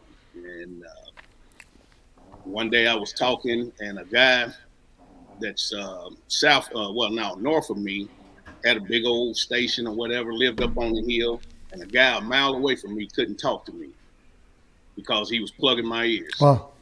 And so the dude told me, you know, I asked him, I said, "Man, why don't you turn some of that stuff down so we can talk over here?" And that skip wasn't even running. It was a dead cycle at that time, about 2007, somewhere around in that point. And the guy just kept on. He wouldn't even let us talk, right? So I keyed up and I told him, I said, "Let me tell you something, man." I said, "You know, it don't make no sense what you're doing. And you want to be the big bad boy or whatever.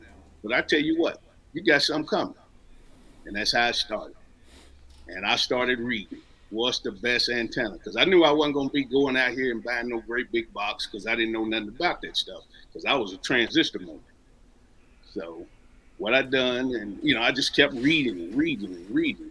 What's the best antenna? And it just always came back to that quad. For small watts anyway. Not big watts, but small watts. And so I decided to go with a quad, man, and figured out, called several people and trying to learn how to do it. And that's how I got started, man. Wow.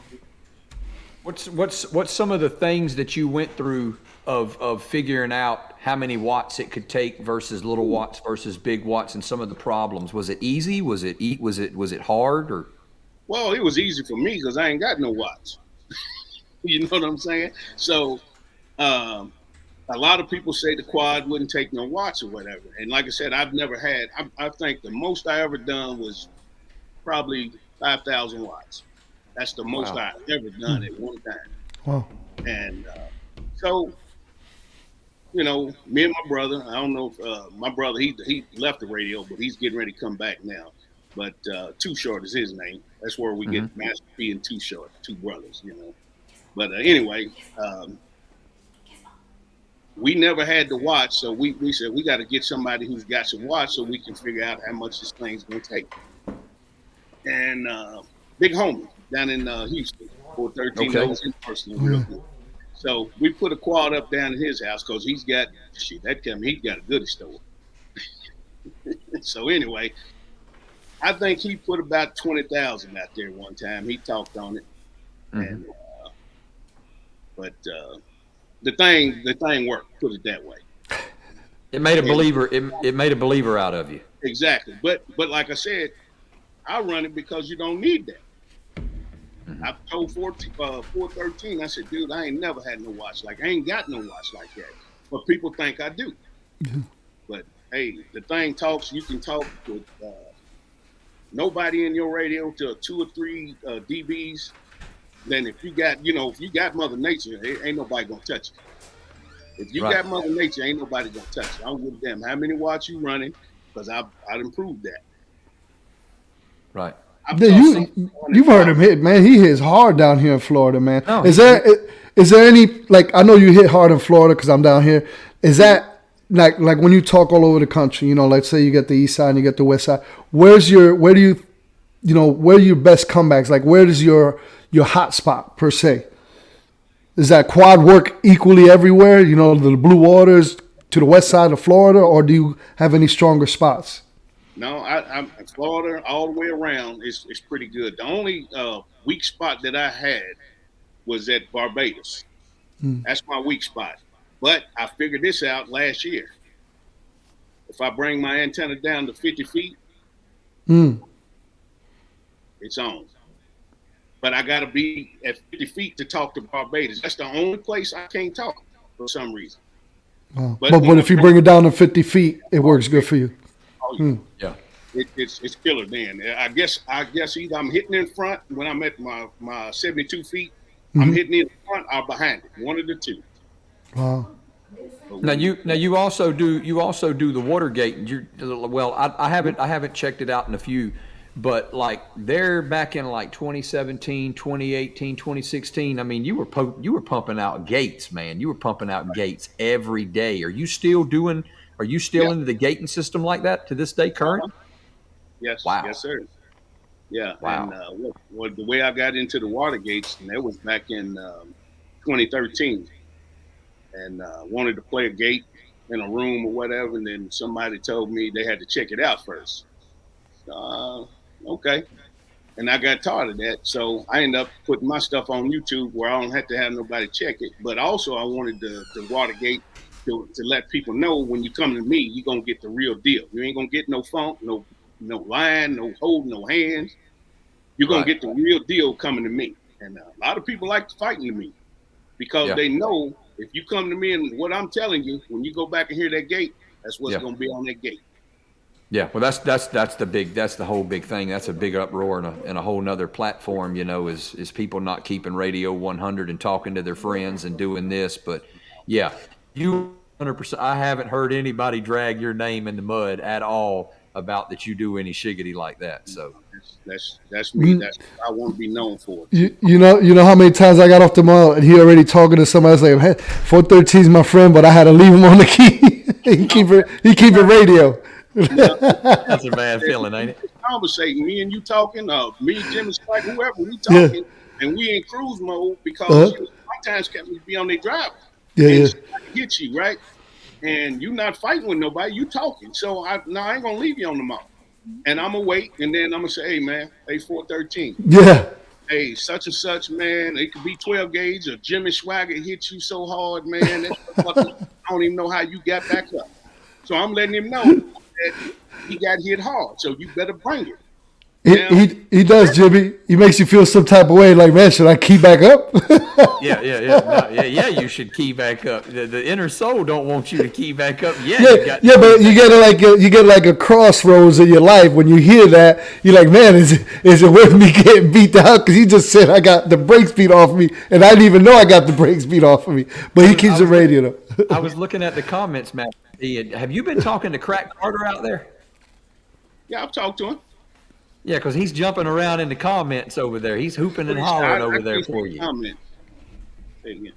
What's he saying? I can't see the comments. Hold on. What's he saying, Jim? He was ask him do he have one of me? He wants to know if you got a Watergate of him. I got plenty. Oh yeah, Crack. You got to go check the man's Watergates out. On YouTube. Crack. You got to go to YouTube and get on there and check them out, and you'll hear him because he's damn sure been doing them. I know. Well, you got a lot of guys, say this and say that, but I can tell you when I went 10-7 and 18, I'm gonna tell you I used to keep up with your Watergates, and I used to keep up with who used to talk to you and who you would conversate with, and I'm gonna tell you you were doing a phenomenal job Watergating and putting all that stuff. It's a lot of work, isn't it? Yeah. Yeah, but that's a lot of people get mad because sometimes I don't put the names on it, and I just put the day. Right. And, but see, I'm still working. I'm not retired, and I work at nights. It's a lot of work. That's a big problem right there, working at nights anyway. And so, I just, a lot of times I don't have time to put names, and a lot of my gates are hour and a half, 2 hours. So I just put the day or what area I was talking in. And, hey, Master P, real quick, give me what's your YouTube? I'm gonna type it in the chat so people could write it down and go to your YouTube page. What is it? I know it's Master P. What is it? 1967. 1967. And it's all together. Don't separate it. Master P. 1967. At daggone it, man, I'm brain fart now. Master P. 1967 on YouTube. That's all you got to do. Okay. I'm gonna put it in the comment, guys. That way you guys can have it, and if you want a future, check it out. I got some super bad gates on. I mean, if you go back and look at the archives, man, and see some of the fights I done called King Arthur and Big Bull. I'm not Big Bull, but Big Boss. Man, that was a good one. All them cat niggas out to the west side coming to me, man. I mean, back when Breadman was talking back in the days. You remember when he was out there? Man. Don't even get started on Breadman. Oh, man. And but I mean, but that's one thing, that's one thing I've talked to Breadman about. He loved fighting me because he knew what he was gonna get. Right. If he got his ass straight whooped, it's gonna be on that gate. And even though me and Breadman are tight, it's gonna be on that gate. Right. And that's one thing I ain't never done. I've never withheld a Watergate because one of my friends, 24/7 big homie. He's just like a brother to me. Right. And he got his ashtray whooped one day coming to me, and I don't hold nobody. Like I said, 24/7 is like my brother. That gate's gonna get put up, bro. He didn't ask me not to put nothing. Yeah. What I'm saying, that's how close he is to me, and I still put that gate of him getting his ashtray whooped. You just keeping radio 100. That's all. Ain't nothing wrong with that. The stick don't hurt that bad. You know what I'm saying? But a lot of these newer guys, man, it's crazy. Right, but here's the thing. He came back out the next day, and he was hunting that dude that whooped him. You know what I'm saying? Yeah. That's what radio is, man. Yeah. Everybody's going to get it. Everybody's going to get it. So that's right. Can they keep it on you is the thing. I've been telling these boys for years, ass whoopings on 27.025 don't affect nobody. But when you take your ass into Pow Talk and you thin skin, that's where it's all going to take place right there. Going to really get that double paddle. But, hey, I'm kind of curious. So you got into the quads. Did you ever play with 3 elements, 4 elements, 6 elements? Yes. At Yaggies? My old man had a 4 element. We played with that. and he had enough acres, where we could put 3 damn sets of antennas up. Okay. So we played with the Yagi, no big long stuff, but just 4 elements, and it just wasn't no comparison, man. When it comes to signal, I mean, it was way beyond the 4-element quad versus a Yagi was like, I think 25, 30 dBs difference. Wow. With the same amount of watts. If you had 100 watts and it was doing that much of a difference. Wow. Yeah. That you said 25 to 30 dB difference? Exactly. Yeah. And I guess that's why I'm always, because I be going up against some big boys, got some watts out there, and they thinking I'm running that because I'm in there with them, or sometimes I get their ass straight, right? And people like, man, you got to have 10,000. Man, I ain't never had 5,000 out there. Last year I might have touched 5,000 on the talk.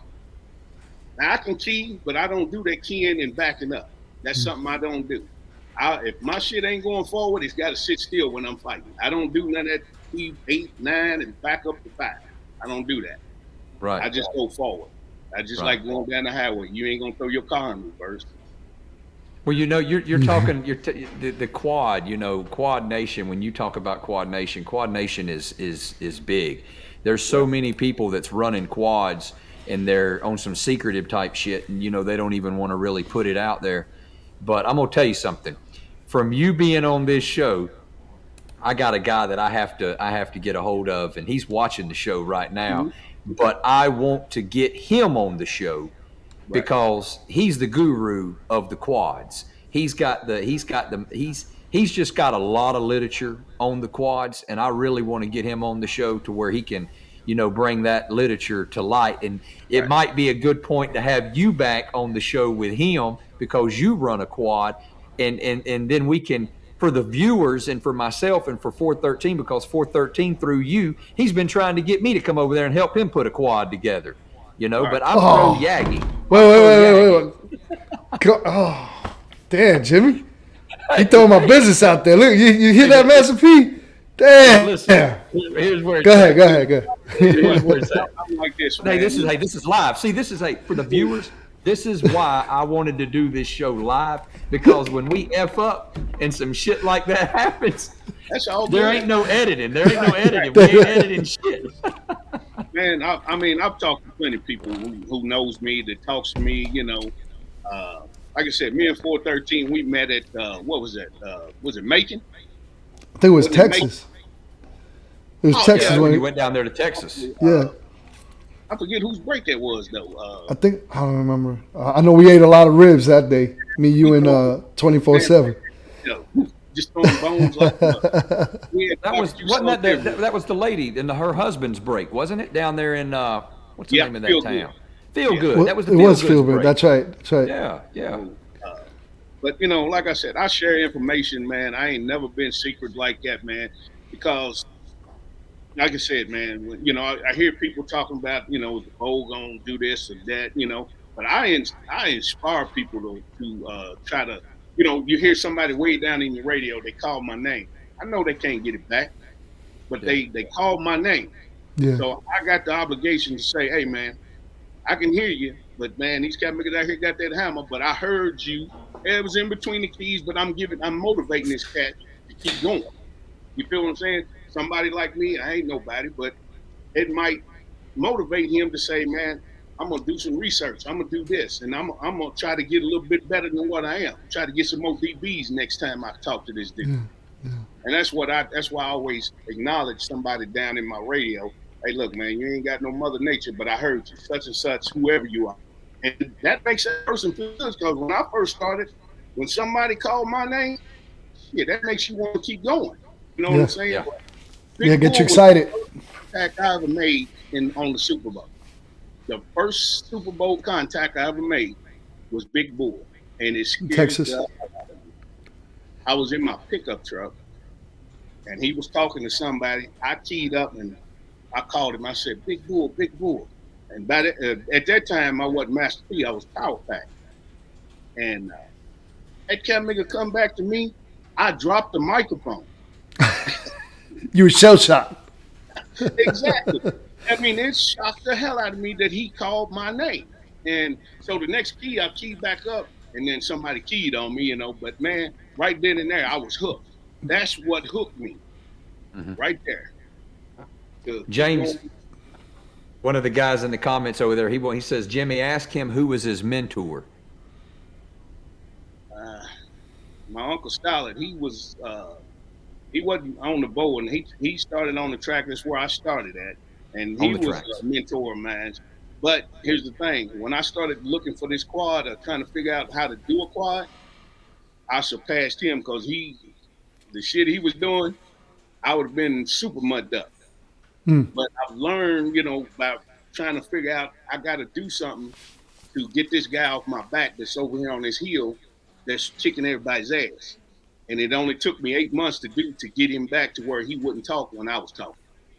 And if you said my name on Channel 11 when I was running Channel 11 then, he wouldn't key up no more. So you basically ran him off. Yeah. Wow. Well, he talks when I was at the sleep or at work. He knew he was timing your work schedule to be able to talk. I ain't no bad, but I told him what was going to happen, and I made it come true because he challenged me. He said, "Boy, you don't have my technology." Uh-oh. They had him pegged. A lot of guys, Master P, a lot of guys have got a lot of guys pegged. These look guys at black eyes. Look at black eyes. Look. Hey, was he my old house? No. What was the handle of the guy you shut down? it was a local dude, man. It was a local. Irrelevant. It's irrelevant. a lot of guys, they will, man. They'll peg you. If they can't whoop you, I have found that they will peg you. They'll learn your schedule, and they'll talk completely different hours than you talk. Like you're in the car, you're in the truck, whatever you got going on. They'll be talking while you're in the truck rolling and doing this and doing that. And man, Turkey Day, Christmas Day, New Year's Day, them guys is doing honeydews. They ain't nowhere to be found on the scene. Correct. We got another question. I was about to ask this question too. I know you got a son. He goes, this is from Frank Lucas down in Bahamas. Jimmy, ask him about his son who plays baseball. Frank wants to know. Hey, man, I'm gonna tell you something, man. You talking about a proud daddy, man. And I'm not just saying it because he's mine. I'm hard on the boy because I know what it's gonna take to get to that next level, and which his next level will be college, but he wants to go pro. And I told him, I said, son, if you trying to go pro, your ass need to get up and do some more shit because what you're doing right now, it ain't gonna work. They not even gonna look at you. Right. But college is looking at him now because he's doing his thing. He's a sophomore. He pitched a hell of a game Wednesday, man. And once he got out of the game, because they was only letting him throw 75 pitches because of the cold weather down there. And so he got his 75 pitches in, and the last inning, they was up 2-0. He had a one hitter going, and they couldn't touch him. They brought a kid in, he walked 2, they pulled him out. Then the next kid come in, bunted. It was 2nd and 3rd. And the next kid come up and hits a line drive to the left fielder, and he's trying to run up to get it so quick to throw the guy out at home. And he missed the ball, and it went to the fence inside the park, home run. 3-2. They lost 3-2. Oh, wow. He his ass off. But Wow. Come on, sit down, son. But he's 4'13". He's 6'1" now. Wow. Hey Jimmy, I always joked around with Matt. What's up, Lil P? How you doing, man? Welcome to the show, young man. Welcome to the show, young man. Your daddy been so proud of you for as far as I can remember. I told you that. I said, hey, when you get pro, all I want is 2 twos. 2 twos. That's all. You might not know what we talking about, but your daddy know what we talking about. So I always told, hey Jimmy, I always told P, whenever your son goes pro, all I want is 2 twos. Two tubes. When you make 2 it twos. pro, That's it. just get your daddy 2 tubes and everything's gonna be okay. You know what you're talking about, the big box, right? See, I want 2 of them. I know you're gonna make it. We've been following you for when you were a baby. Yeah. Yeah, we don't need another antenna because we got the best already. We just need 2 tubes. That's it. We've been following you, man. So good luck to you, man. Going to college and stay straight. You know, my son. always asking about you too. He's from the Bahamas. Yeah. Yeah. This Yeah, is Kevin Moore. All right, Kevin. We go. Yeah, y'all watch that. Watch out for that name, Kevin Moore. It takes a lot. You know what I'm saying? It takes a lot. Just stay dedicated, and you gonna achieve it, man. Because you got the gifts. You got your pops pushing you. So just keep doing it, man. We're rooting for you. 10,000 watts. Either. Huh? This is why I can't get 10,000 watts. Yeah. You know, It got you strapped. It got you strapped. It'll be worth it though, we go Pete. down to Florida and Georgia and all that, man. That shit costs so much, man. And you know, I spend 15,000, 16,000 every year with this travel. Traveling. That's no lie. The good thing is what's going to relieve your pocket when he goes to college and gets that scholarship. Then you'll have a little bit of money to put on the side for some watts. You see? Right. See how that works? But you got to dedicate. Stay good in school. You know, my son played college ball and track. Got offers for a D2 school down here. So it really helped him. He only wound up, he graduated college with only like $20,000 in debt, which is nothing, So you keep plugging away, man, and get that ride, and just who knows, God knows what you could do. Go in pros, and that'll be great, man. We rooting for you, for sure.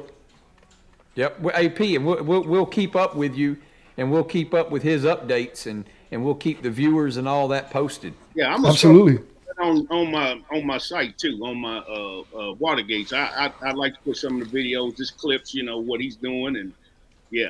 But he's got tell him your YouTube stuff, your Instagram. I haven't used YouTube. Well, what about Instagram?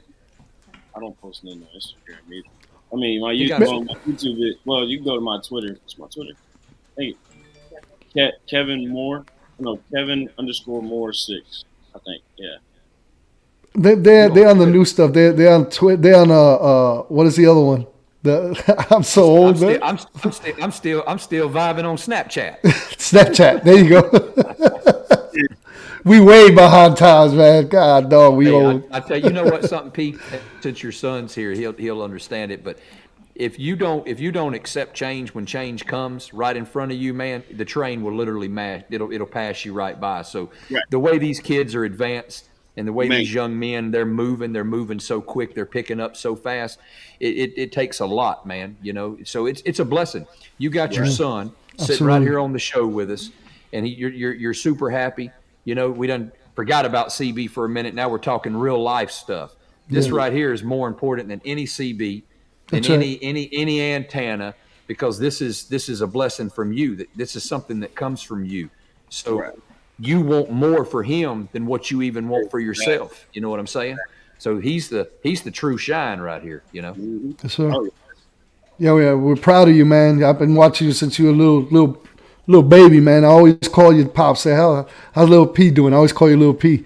So keep striving, man, young man, and we all proud of you. And we're gonna be watching you. We're gonna keep track of you. For sure. But Pete, we do this, I mean, we got a lot going on. We got to tell these viewers here where nobody don't, take off and get going after the show and all that as we get ready to close down. But we got Postmaster over in Hawaii. Oh my goodness. And that's a real big thing going on over there tonight. And as we close the show down, we're going to kind of just step back and kind of take an edge away from things, but we're going to keep this thing open, and we're going to let Postmaster take off with what he's got going and what we told the viewers a few weeks back. So stick around. Don't get gone nowhere. The viewers, we got Postmaster in Hawaii. A lot of interviews are going to come through that tonight, and we're going to just keep this thing Skyped up, hyped up, and let it ride on. But I got to ask you, because what I was telling Gage is what we're doing here on this platform. My worst fear is, for somebody like a mud duck, what I consider a mud duck, to tell my story. You know what I'm saying? So when me and 413 started talking about this, and we started putting this together and swamping it around in each other's minds, is get the guys on the show, let the guys tell who they are, tell their own story, tell their way, and don't leave it into somebody else's hands, because you leave it into a mud duck's hands, I mean, who knows? We'll be a flower boy at the corner store or something, you know what I mean? And in 20 years from now, bro, I mean, when people look back at this, like your son comes up in 20 years from now, Your son can go back to this, and your son can say, hey, that was my dad. My dad was a CB. My dad was involved in CB. This is what my dad accomplished. These were my dad's friends. And look at this, and he'll always have that, and he'll be able to hold on to that, because we don't know. I'm not promised tomorrow. You're not promised tomorrow. But if you were to leave here tomorrow, God forbid, what do you want these viewers in the game on the bowl? What do you want these guys on the bowl to know you as and remember you as? Well, it's like it's the guys that haven't met me personally, and the guys that have. Okay, the difference is that I want to leave a legacy is that somebody that never actually shook my hand and put the snatch and grab on me to say, man, that dude, Master P, was 10-8. He's a great man. He's a great family man and a great person, period. And they never met me. Right. The guys that met me, they might be one or two, might call me a bunch of names or whatever. But overall, 98% of the people that met me, they know me and they see what kind of man I am. And that's all I want to be left, my legacy. Hey, that man was 10-8. Great and you person. want the legacy, small watts, big antenna, No, full wave antenna. Little bitty watch, little bitty antenna, but a great big signal up in your radio. Full wave antenna, right? You like the full wave. I got a guy. I got to run him down. You know who I'm talking about? 413. I'm gonna get P back, and I'm gonna get that guy on here, and I want them to hash out the full wave deal. Yeah, I'm gonna be glued. Because me and P been talking about for a long. Since you blew up my spot, me and P been talking about for a long time. He got me convinced, and not only for him by him explaining it to me, but just seeing. I know where he runs up there, and I see how hard he hits in Florida. So that to me, I see it with my own eyes. Like, wow, he's doing what he's doing with what he got. He's definitely working that quad for sure. It's no secret, Jimmy. And I'm telling you, hey. And I don't run my shit hard. I run small, like I said, where it's supposed to be ran at. Like 12 gauge, he wants all he can get, right? Yeah. I'm the opposite. I let the damn thing do what it's supposed to do. And then I don't break down as much. Right. Right. It might take me 3 years, I might break down on something. You know what I'm saying? But I don't have the money to say, technician, come over here and fix it. I don't have that.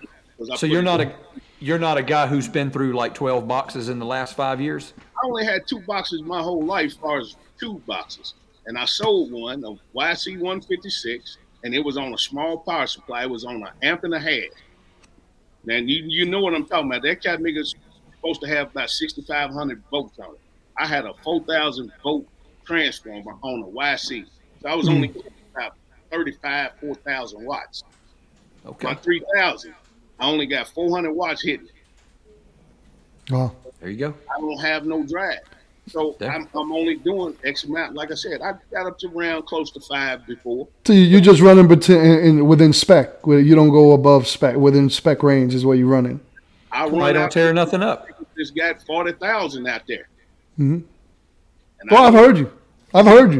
I know who you run with over there, and I know the stations that are up there that are running big watts, big power, and you right there with them and give them all hell you can get. And sometimes you clean their clocks, man. It's just that quad's working for you, man. And I know there's a lot of guys in the comments that run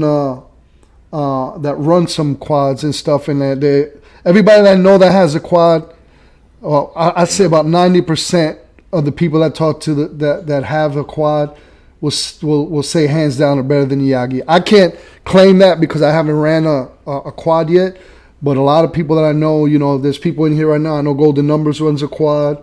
I know there's a couple guys up in here. 43 in the Bahamas runs a quad. 43 run the guys from Hawaii that are in here. Some of them run quads and stuff. So, it's something to be. We're gonna have a show. I'm hoping to get some quad guys that I've been calling, but like I said, I'm not gonna argue with nobody about a Yagi. No, we want to get. What I would do is get an input from a Yagi guy and an input from you. We're not trying to argue with anybody here. We just want to get the input in what works for you in terms of a quad versus a Yagi.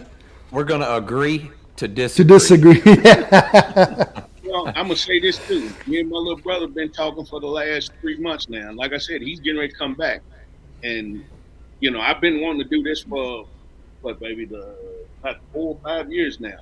I'm getting ready to start building, and I'm getting ready to start putting them out there. Nice. I've been saying it on the radio every now and then, but I'm dead serious now because I'm getting ready to get out of this truck. I'll be at home and I can do what I need to do and build them, and then I can ship them. Yeah. Well, Vinny, 413 will be your first customer then. Oh, yeah. Let him put his business out on the street. Hey, hey, I go to Louisville every now and again. I met up with him in Louisville. You just hook it up and I'll throw it in the back of the wagon, bring it home with me, man, and just run it. Hey, Pete, since you and 413 are real good friends, we're all family, right? So hey, we're not live no more. We're not live. Hey, Vinny, you mad at me? It's okay. Hey, Vinny, are you mad at me? I don't know because, real quick story. Anything I tell him, like if he slips up, I'm like, man, why the hell you telling my business or something like that? So that's what he's talking about. I get on his case all the time. Damn thing yet. We haven't built that damn thing yet. So it ain't really like I told nothing. But look. Oh yeah. Hey, right here, baby. Oh man, that's my drink. I got mine's hidden over here. Mine's hidden. Yeah, I'm turning. Hey, word on the street is I'm already turning you out anyway. So that's why you drinking liquor. You ahead of both of us. But you know what, Master P, I tell you, man, the thing, and I got it. Listen, the biggest things on these platforms is what people talk about is antenna versus watts, swinging forward, peak power, RMS power and stuff like that. So, all these guys that we've been, so gracious to have in our place and come on this platform and share their space with us, their mindset with us. It'll be like a recap, man. Get some of these guys, because I'm gonna tell you something. There's some really, really guru guys in this game. You got your asses, you got your know-it-alls, you got this. But when you break it down and you open the shell up, you got some really, really good level-headed guys that really, really know the game and they really understand the game and can really educate. Some of the younger guys, the not so store pack knowledge guys, and keep those guys from making what I call an expensive mistake. You know what I mean?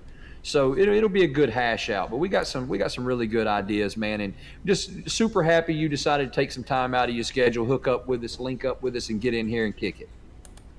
Right. Okay, man. Yeah. Did I lose you? Yeah. Oh, okay. Yeah, I froze up for a second. I got nervous because I got control of everything over here. It just froze up. But yeah, man, I appreciate you coming on, bro. I'm gonna once we get the quad conversation going, man. I'd like to have you back for some input, not to argue, to get some input from somebody that's running it, and maybe get 24/7 a couple guys that are gonna run the quads and get their input on it. Because I'm very curious. Good News runs it over here, number 6 in the lakes. No Pity in Virginia. There's a lot of guys that are 10-8 that run them quads. And I've just been curious. I was just, like I told you, me and you had conversation of, the power handling on it. And that was the only thing that's been holding me back. But learning what I'm learning, I think it'll be a possibility to do what I want to do. So I'll definitely keep in touch. But other than that, man, appreciate it, man. Much love to you and the family. Thanks for coming on. Guys, man. And salute. I salute you, brother. Tell your wife in the background we said hello. Good evening to her as well. Yes. Yeah, she said right back. Okay, homie. All right, Trying to homie. get up. Much love, man. He ain't with it. All right, then. Man. Appreciate you. Thanks a lot, brother. Appreciate you, Be man. in touch, bro. Right. All right. There it is, man. Oh, P-Funk. P-Funk. What a show, man. Louisville. Louisville. That man puts out some really, really good quality water gates. 20-foot quad. That's all he got. 20-foot quad, and he's hammering them guys like that, man. It's insane. It's insane what he does. 20-foot of quad, 20-foot of antenna, 4 bird. Don't tear nothing up. 2 boxes in his career. And he runs smooth audio. He runs that Johnson. I think he's on a Valiant. And, man, he got that smooth audio, man. And just a good dude overall. I know him personally. He's a real good dude. You see what you see is what you get. 10-8 operator. I'm just honored to have him, and also honored to have 12 gauge on, man. It was a great show to get the input on both of them guys and the knowledge and what they've been through and stuff. And proud dad, man. See his son, man. I seen him from a little baby, and going up, nothing but up, man. So that being said, man, it was a good show, Jimmy. I'm gonna read off the top 4 again for you guys with the Northeast corner. So you guys, once the show is done, you guys can go over there and vote. It's clean slate, so everybody's gonna start voting again. We got Big Boss, Pennsylvania Pimp, Brown Hornet, and Lights Out. So y'all go vote. Next Friday, we are gonna crown the Northeast corner Big Hammer champion. So get to voting, fresh slate. And Jimmy, we got a big show next week. I don't know if you want to announce or you want to keep it hush, but yeah, I'll put the ball in your court, bro. Whatever you want to do. We got Prime Minister coming up on the show, everybody. The one and only Prime. We'll be up in the house. Gonna break bread with Prime. We're gonna dig up some stuff. We're gonna relive some stuff. We're gonna get educated, but we ain't gonna get duplicated. That ain't happening. We might get imitated, but we damn sure ain't gonna get duplicated. But hey, listen, just to recap the whole thing, the whole night, super great show. 12 is an awesome dude. P is an awesome, cat, man. Both them guys took time to come up in here and kick it with us, bring some knowledge, and share some information. It's just great, man. I mean, this thing is we're up running, we're up strong. Got a lot of support. We got some sponsoring taking place. Guys are starting to stand behind what we're doing. It's not a rat shit show. It's good for the hobby. It's good for the game. It's good for the sport. We got the competition super strong out there. Competition steady growing, steady building. If only we can get the voters to do what they got to do. But at the end of the day, the competition's still gonna rock and roll, and we're still gonna place a crown on a king or a queen's head, depending on what region we're in. So just to recap on that, we got 12 regions we're going through. We're not going to announce the next region until the end of, the closeout of this region in the Northeast corner. After we cross through these 12 regions and climb these mountains and go through these valleys of all this soup, and we get through all this, then we're going to turn right back around and we're going to take them 12 region winners, okay, and we're going to create a world boss out of the 12 region winners. So we're gonna have a world boss out of the 12 regions, and then it'll be what it is at that time. So a lot of great plans. There's a lot of stuff that's up and coming.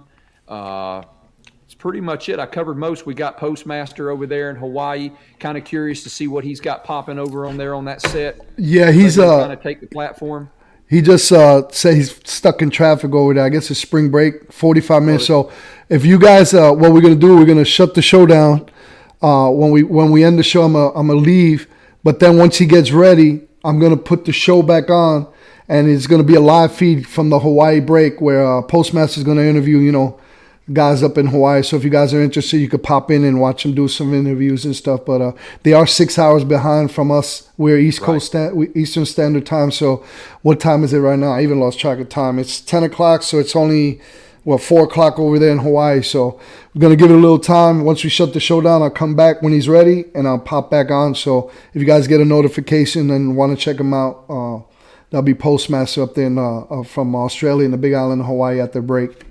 Yep, we advertised that a while back. We put that out there that he was going to be boots on the ground in Hawaii. So, big ups to him. He's put a lot of effort into this to make this happen for sure, you guys. So if you want to support him, support him.